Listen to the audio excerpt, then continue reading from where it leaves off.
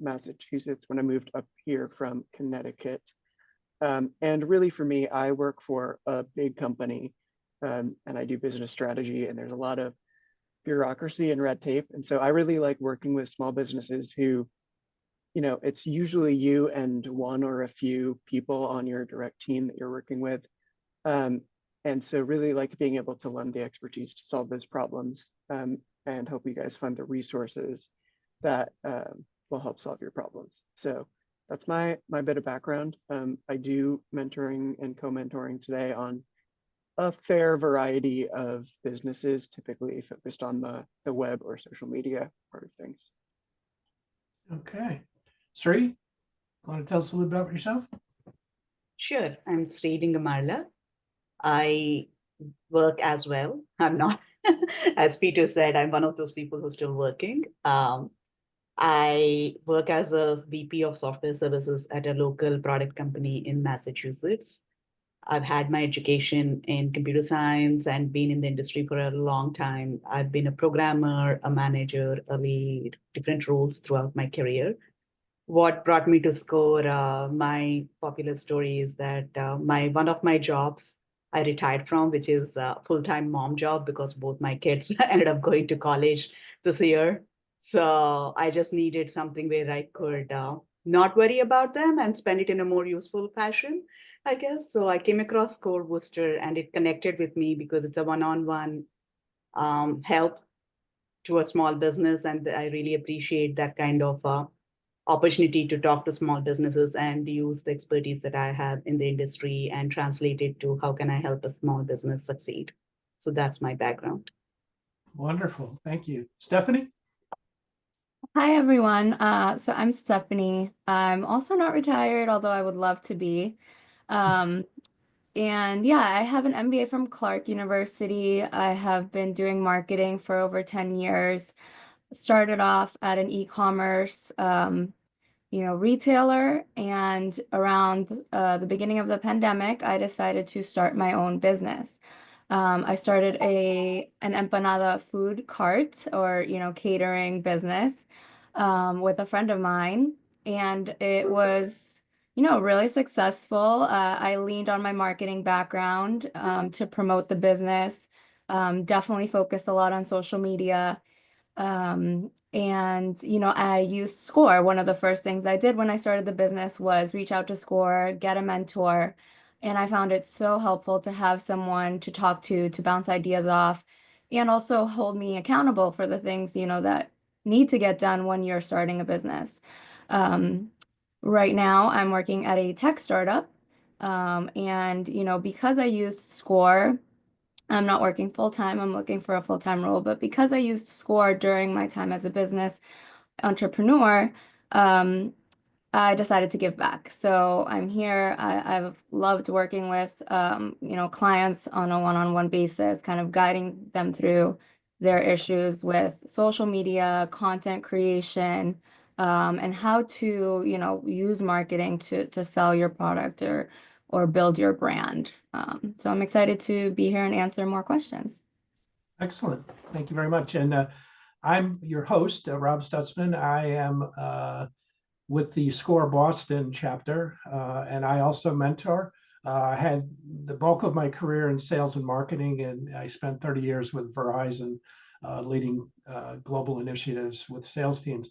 And within SCORE, I am the marketing and social media chair of the chapter.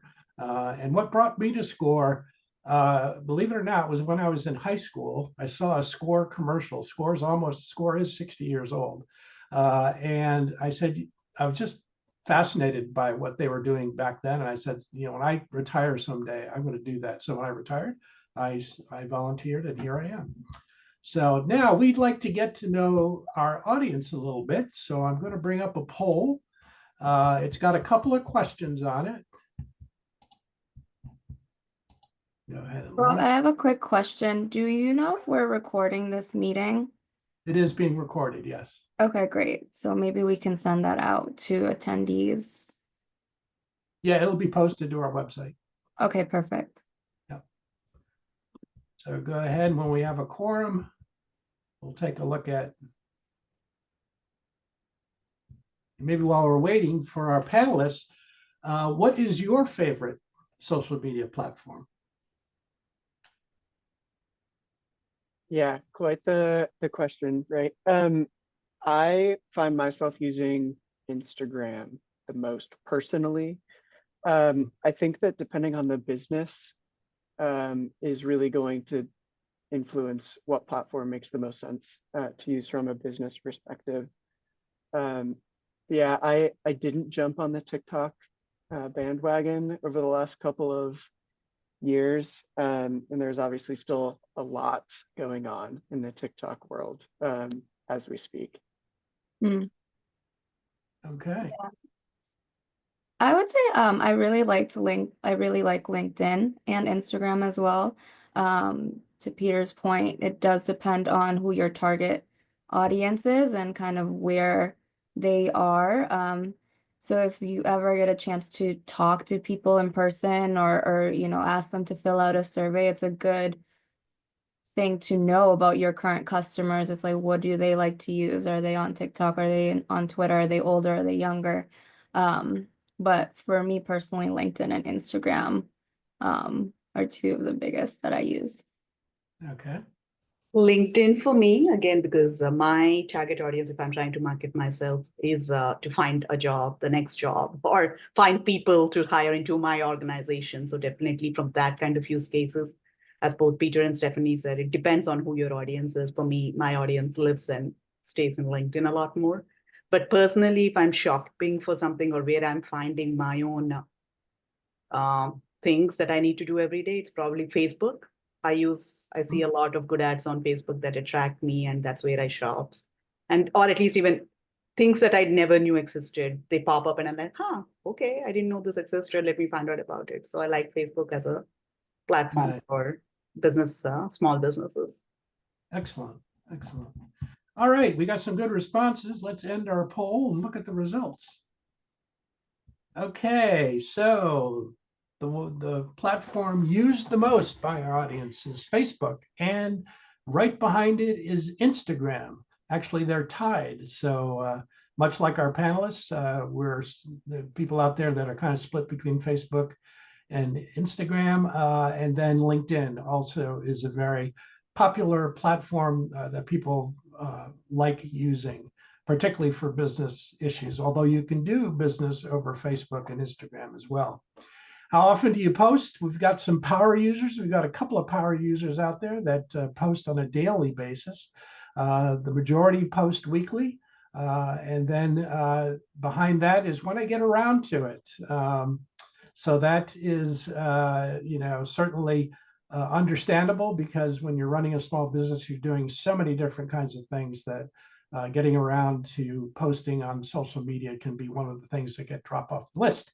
And then other, I'd be curious for those that put in other, just in the chat, just tell us how often do you post? I'd be curious to understand. So with that, we will now open it up to your questions. And let's see.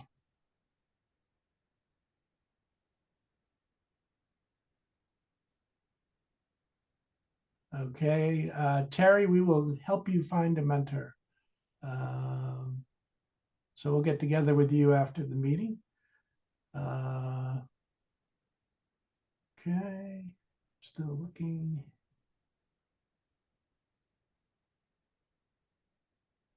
Okay. A lot of compliments here. Thank you very much. Here's one.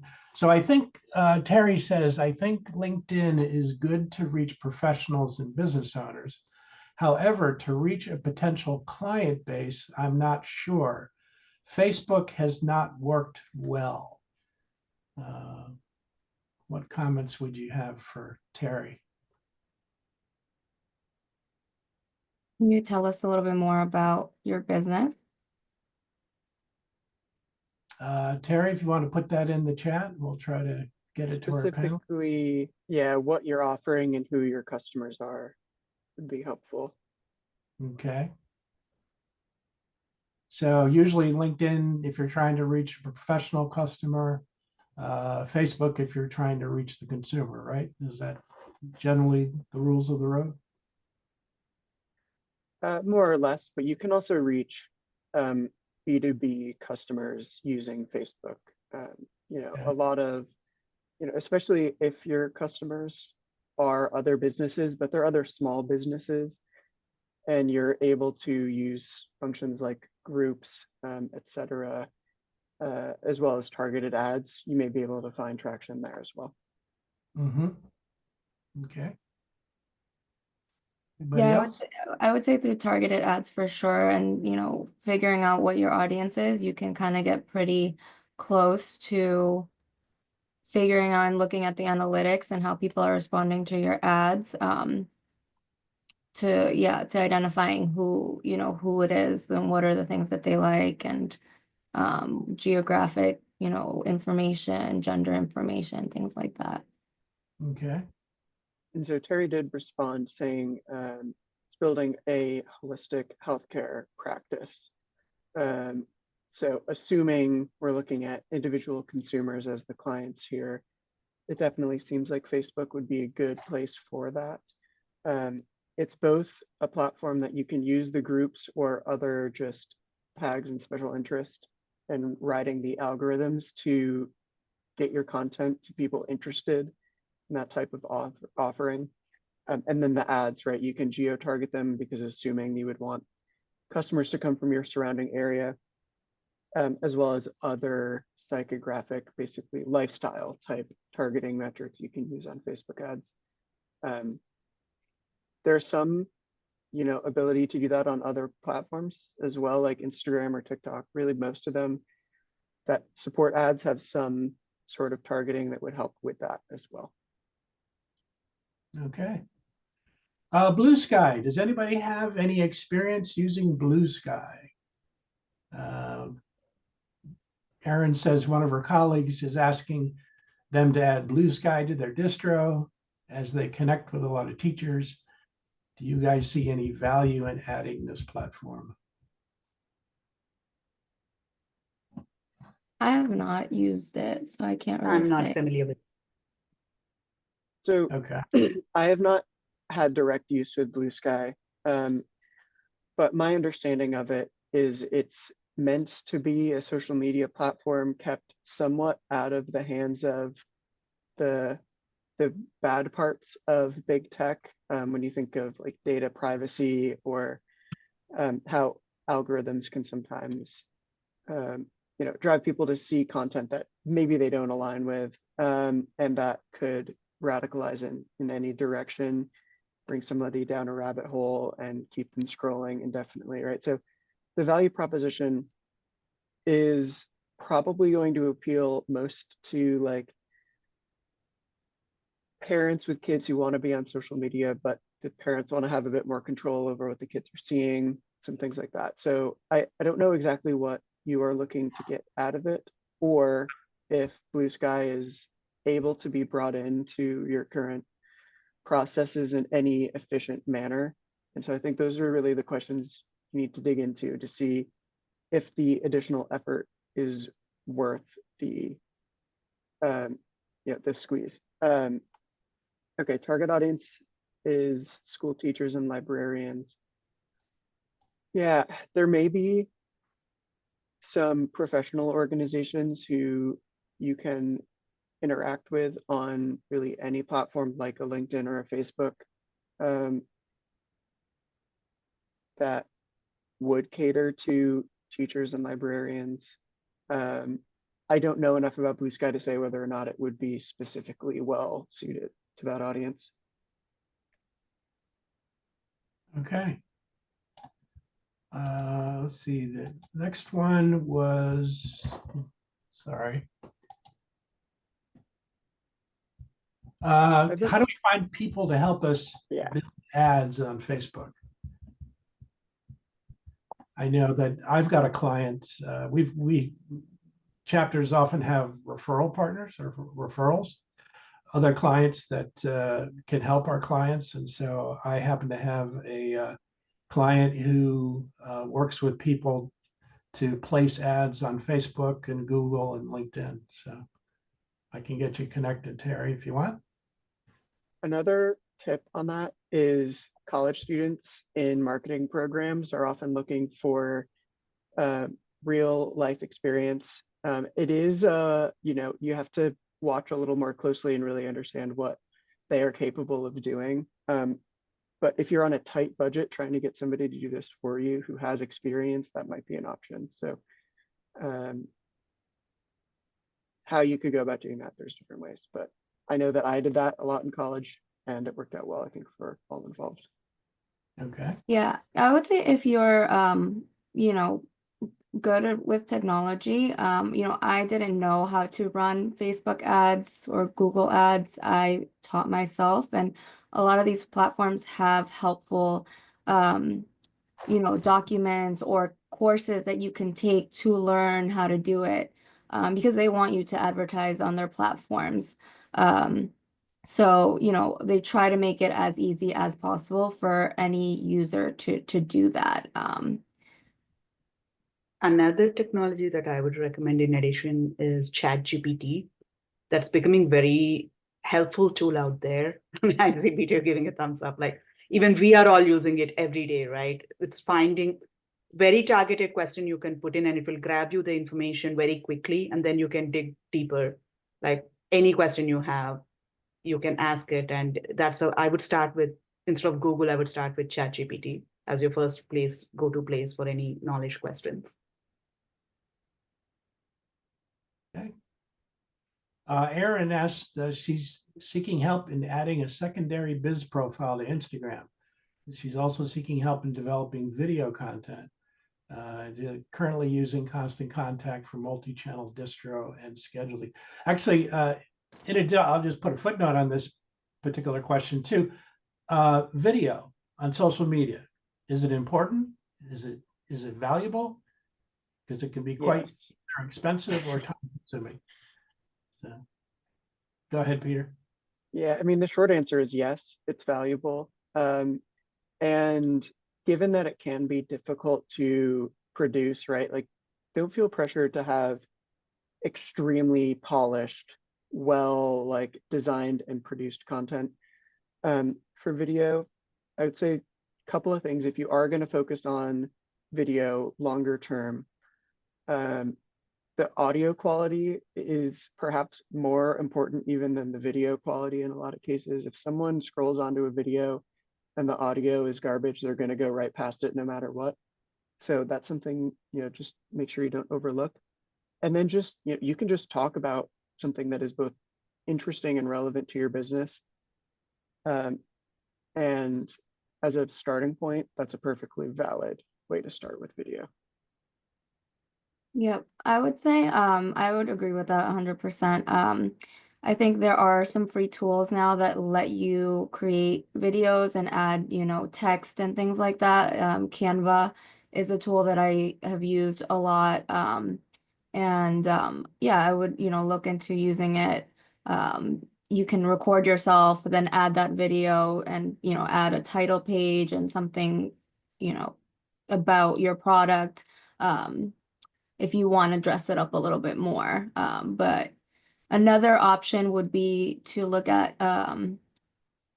basically contractors. So I don't know if anyone has heard of Fiverr, but it is a platform where you can sort of hire content creators for blog posts, for logos, for, Instagram, anything you can think of essentially on a project basis. So let's say you have a blog post you like to write, you can go on there and prices are very different.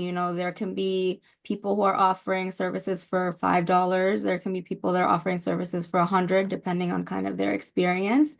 It's a good platform to test out and see, how it works for you. And if you find someone that you connect with and their style, is aligned with your brand, then you can use them more and more. And maybe you don't need to, spend a lot of time creating your own content. You can kind of outsource this to someone who does it for a living. Okay. Shamim asked the question. Oh, I'm sorry, Dan's question before that is, I'm just exploring social media as an advertising vehicle for our business. I'm starting from scratch and curious if there's a general approach to ad creation, like simple imagery and content to make the best impression. So if you're starting up and you've not done this before on the platform, what tips do you guys have for making your content compelling and engaging? That's one of the keys to social media, is to get your audience engaged with your content. I would suggest, thinking about your product and your business and creating categories of things that you would want to share. So if it's, helpful tips, or, a plug of your business, or a testimonial, someone who's already used your product, or had an experience with you, kind of group, think about the types of content you might want to share and group them, and start kind of just creating one for each of them and circling through that over and over, to create a variety of content that will appeal to people and hopefully engage them, but also promote your business. You don't want to forget to promote your business, as you're creating your content. To add on to that, storytelling is really powerful, especially coming from your customers. So customer testimonial, if you're starting with something like, and you're wondering what should be my first video, I would recommend start with the success story of a customer. That would be not you speaking about you, but somebody else speaking about your business. I think that's the most powerful piece of video that you can start out with. And then from there, you can expand into educational or any other training or anything else that's relevant to your business and could be of interest to your audience. Okay, excellent. Shamim says, my target audience is primarily school teachers and librarians. What's the best way to reach them? Yeah, we addressed this indirectly earlier, and I think this goes for really any target audience. Think about the users that you have. It can help to create a user persona. What the lifestyle of people in these roles typically could look like. Obviously, there's going to be variation between individuals, but just getting an understanding of what content they would engage with and would likely enjoy, understanding from that point, like where they would get their information on social media, what types of platforms would resonate with them. So in the case of librarians and teachers, if your offering is meant to be purchased like by the school district, right, then maybe LinkedIn would make sense. Otherwise, right, if it's just, that's a good target audience for you, but it would be purchased directly by the individuals, then maybe Facebook would make more sense. So you can start with your audience and work through where you think they're going to be engaging with content to identify what your top priority social media channels are. And the other thing I should add, while there may not be widely available information at a role level like that, there are studies out there all over the place that talk about, demographic breakdowns and usership of each social media site. So if you understand what your target audience looks like in terms of location and gender and age, you can start to hone down what a good fit platform could look like. Okay. Peter, you mentioned earlier about using college students. So there was a question came in from Shamim about, what is it that they will do? Will they do the actual posts on social media platforms? And then Terry asked, how do you find them, particularly if you don't know any young people in college anymore? Yeah, fair enough. So I'll take the first one first. Ultimately, you need to have conversations with this student and probably have them do like a test run that you don't post, just understanding what, if you give them the responsibility of creating a post, what it would look like. And most likely, at least at the beginning, you would want to set up safeguards so that anything that they're creating, you're approving before it gets posted. Up to and including, right, setting them up so that, you know, they may be creating the post, but you're the one ultimately pushing it live. And then as you build rapport and see their work product, maybe you trust them a bit more. As far as how to find them, LinkedIn is a great tool. If you are looking to do some direct marketing. Alternatively, I know when I was in my marketing degree programs, we had a lot of classes that would use real life small businesses as clients, in quotes here, clients for like a semester long type of a project. And so if you have a local university marketing department, you could reach out to and see if that's an opportunity that could be a good use case. Typically, that's going to be better for an established business than a startup where you're still figuring out how to set everything up. But yeah, that's the general approach that I would take, and really just working the university network to, you know, professors may have students they want to recommend or include you in a project. That's what I would do. Shamim asks, I have a personal Instagram account and trying to start one for a nonprofit organization. Have tried several times and without success. Do you guys have any advice? Is there anything particular to Instagram that they treat nonprofits any differently than for-profit organizations? I believe to establish a business page on Instagram, it needs to be linked to your personal Instagram account. Is that true? Yeah, I believe so. For Facebook, I think that is true. And, you know, Instagram and Facebook are all connected. Yeah. Okay. So that could be part of the reason. Although you could create a separate email and just, you know, Yeah. make an Instagram account for that new email. Oh, yeah. So a lot of times people have a personal email address and a business email address. Mm-hmm. Create the Instagram account linked to your business address. That's a good tip. Mm-hmm. More generally, there's going to be a lot of resources on YouTube if you want to see walkthroughs on how to set up accounts. That's what I would recommend. If you try these other things and it's not clicking, sometimes YouTube can help so you can actually see the demo and the walkthrough. Before we move on to the next one, I've seen a lot of questions hinting at post cadence and timing. So I figure we can probably cover all those at once.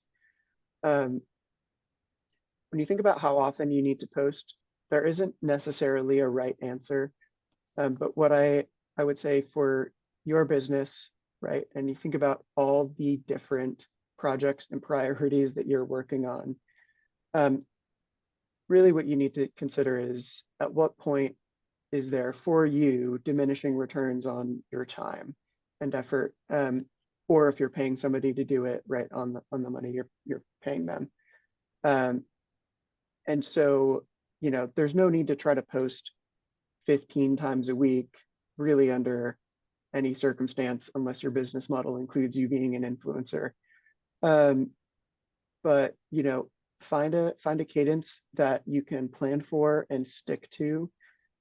If you find that your goal is to post 3 or 4 times a week and you're just not able to hit that and it kind of ends up getting all scattered, scale back and reevaluate what cadence is realistic given the time that you have in your day. Yeah, I would also say if your goal is to post a little bit more and it, you know, just seems hard to do during the week, there are free tools. One of them that I've used is called Later, that allows you to schedule posts.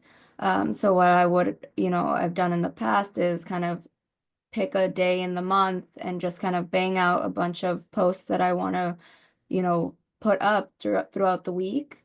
and then just schedule them so I don't need to worry about it on, Thursday or Friday at whatever time. It'll just kind of do it automatically for you.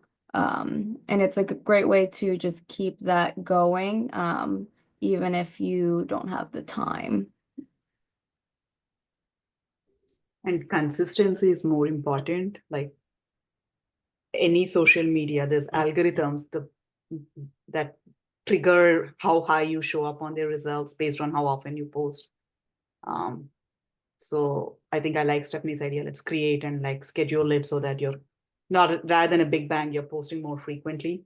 So that will keep you in those higher in the algorithms, and you'll show up better in the search results. Mhm.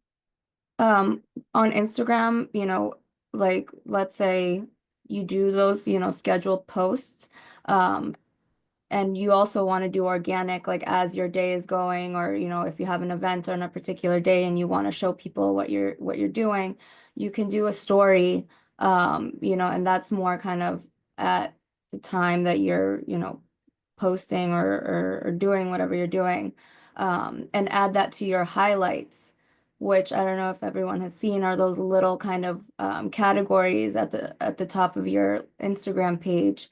And I find those very helpful for putting up, content that you want people to see that pertain to a particular subject. So like we talked about earlier, testimonials. If you post on your Instagram story your testimonials, then you can add them to those highlights. And if people want to quickly see your, testimonials or, what other people are saying about you, they can go straight to that highlight.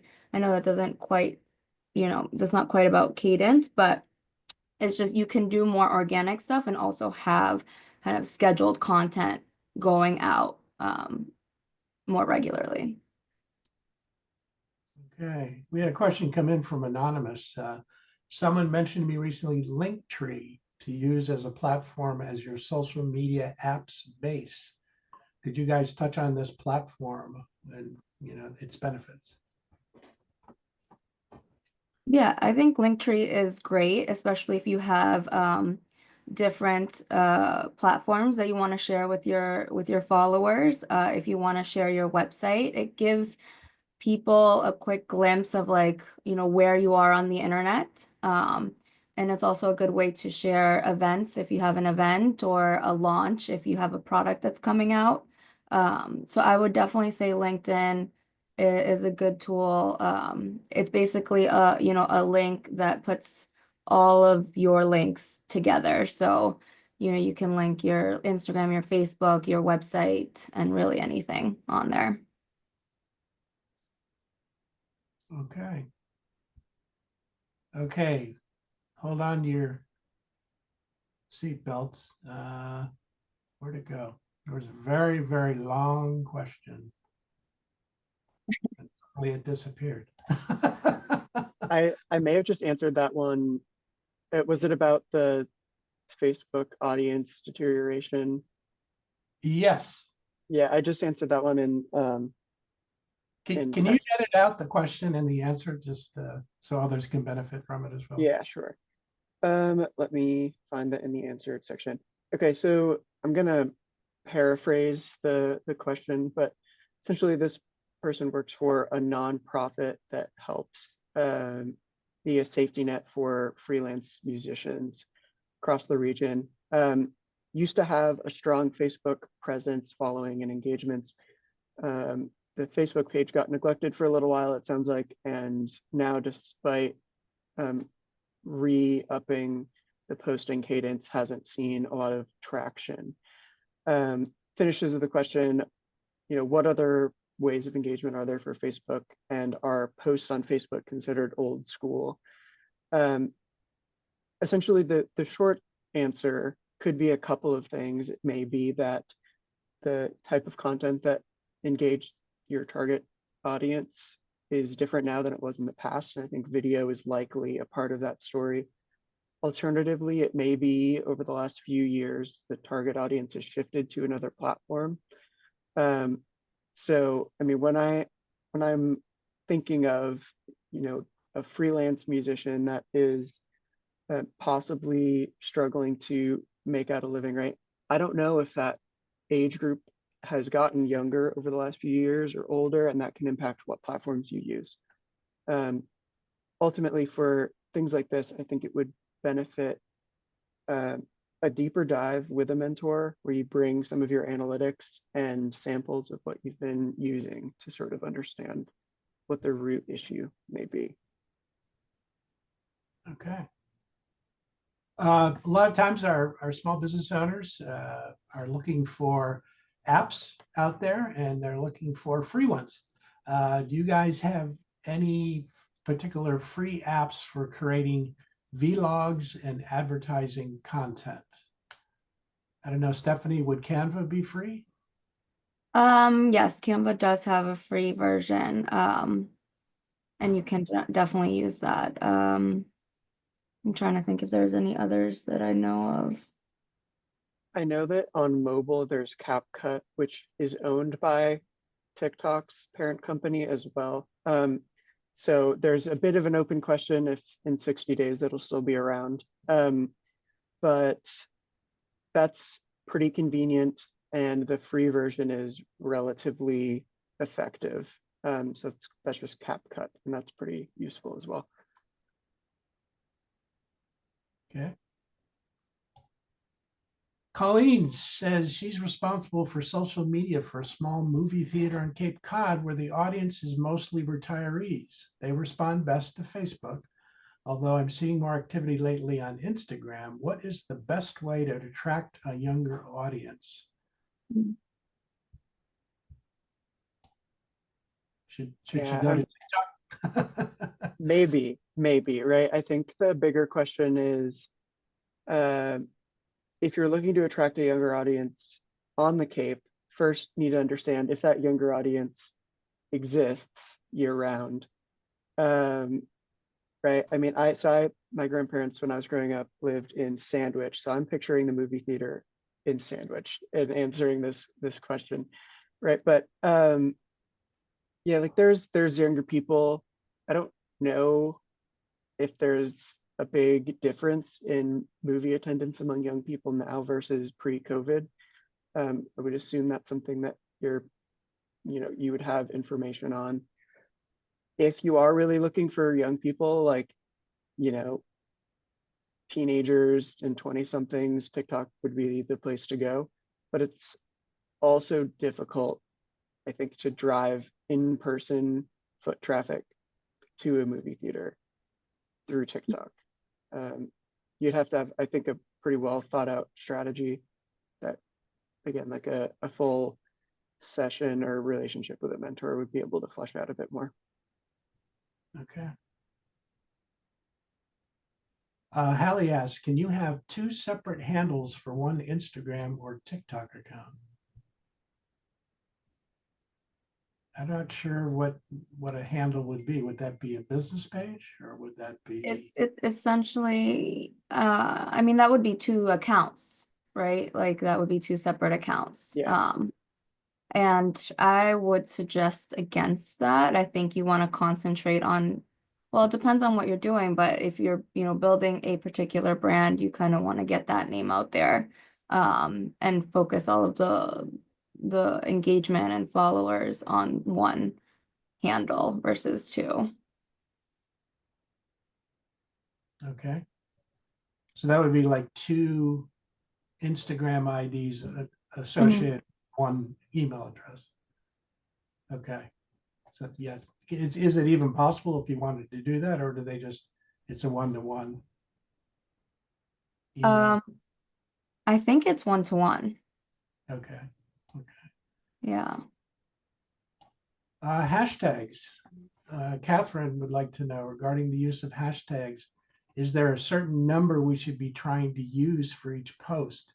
And how do hashtags help to extend your network? Yeah, I think hashtags, it's interesting. I've seen the evolution of hashtags over, years of social media, and people used to rely heavily on it. In terms of the algorithm, I don't know how important they are now, but I would still throw in a few. You know, it helps with SEO. It helps with, if people are looking at specific things and they do search it, like let's say on LinkedIn, they want to learn more about, AI or something. If you put that in your post, it's likely it could come up. So I wouldn't go too crazy. I would say maybe like 5 to 10 hashtags max. And you can use, as Shri said, ChatGPT to come up with hashtags. There's also some apps, hashtag generators that you can use to if you're having trouble kind of thinking about what you want to put on your post. And a follow-up to that, I know thinking back maybe 5 or 10 years or so, there was a big push around like having like branded hashtags that like align with your company name or like some campaign you're running. And unless you have the reach of a really large company, most likely not going to be worth your time. But really focusing on finding topics and tags that people are engaging with, even if it's only, it's not literally your product, but it's the target audience and the need that your product could fill. That's how I would approach prioritizing tagging. And if you don't have hashtags because you just, whatever reason, it's probably not the end of the world for the algorithm, because it's smarter than just the tags these days. Okay.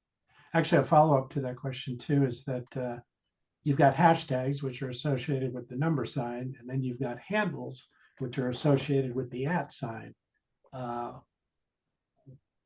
The difference in using one versus the other, and does either one of them influence your SEO, your search engine optimization, over the other?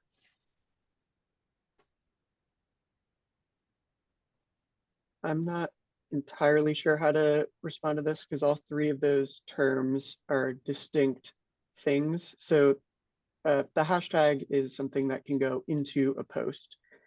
And historically in social media platforms, that's how the algorithms would categorize information and serve content to different people in the audience. The handle, right, is essentially, just think of it as your username on that platform, right, on Instagram or TikTok, I believe I guess Twitter uses handles also.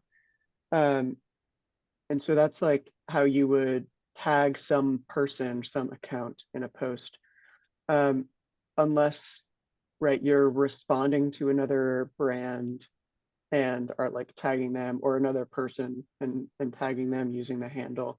It's not something you would use in a typical post, most likely. And then SEO here is typically a website, an online search engine term, though there is social media SEO when it comes to the search function. It's a lot less involved and really just has to do with how clear your profile description is, and things like that. So they're really all separate things. If Aaron, if you had a specific question on that deeper, feel free to hit the chat again with that. Okay. We may have answered this one already, but I'll ask it anyways. Hallie wants to know, is there a specific time of day or days of the week that are most effective for posting? I mean, I've heard that Tuesdays and Thursdays are the prime time to post, because that's when people are most active on these platforms. But what have you guys found? Yeah, I think I would think about like when our audience might be online. If they're teachers, they might not be online until 5 o'clock, or whenever they're kind of winding down their day. But there are a lot of resources online that have specific times and dates for each profile, for each type of platform. So LinkedIn might be a little bit different than Instagram. Yeah, so I think we could share a resource about that. I know Rob, you've also had that as kind of PowerPoint slide at one point. But yeah, like lunchtime, during the week is best. Weekends are really difficult. People are usually out and about and doing their thing. So I think Tuesdays and Thursdays are a good idea. You can also test for your specific following and your audience. So if you just have your analytics that you can export out of the Instagram Business Manager or the Facebook Business Manager, if you intentionally post at different times over the course of a month, if you're posting a few times a week and you're switching it all up, right, you may be able to start to build an understanding and see if there's any big trends. But also the social platforms are less driven by post timing than they used to be. You know, the algorithms aren't going to serve a post from a week ago to someone today, most likely.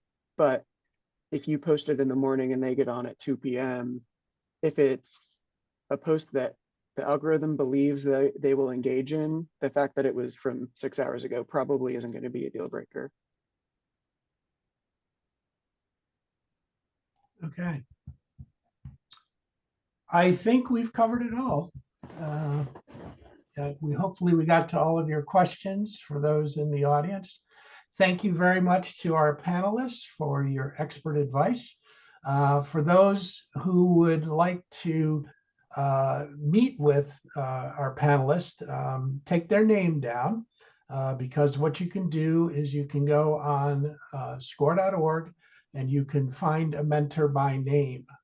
So you can set up a meeting request with them, and they'd be happy to talk even more deeply with you about your particular issues. So with that, any other closing comments from our panelists? No, All right. Sorry, go ahead, Peter. I'll just say, and we're at the tip of the iceberg. There, in each of our chapters, are tons of experts that have experience in different industries. And so, if you either aren't able to or don't want to, be clients with any of us specifically, use that search feature, get in touch with your local chapter, and they can help triage your need. Excellent. All right. Yeah, I wanted to say one quick thing. I think social media is definitely somewhere that you want to be, mostly for generating brand awareness and creating kind of what I like to call a digital storefront, places where people can go and figure out who you are, what you're about, what you sell, what you do.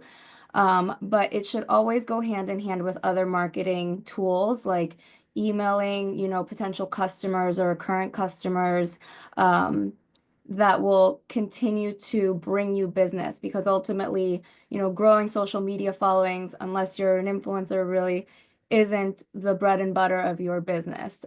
So use it as a tool to enhance your brand and your reach, but don't forget about, other tools that will bring you actual business. Yeah, just want to second what Peter said about reaching out to your local SCORE chapter. You will have that personal one-on-one attention to your problem and your questions. Probably that's the best way to get the most out of this engagement. Perfect. All righty. Thank you, panelists. Thank you, audience. This concludes our webinar, and we will hope to see you on the next one. Bye-bye now. Thanks, Rob. Bye.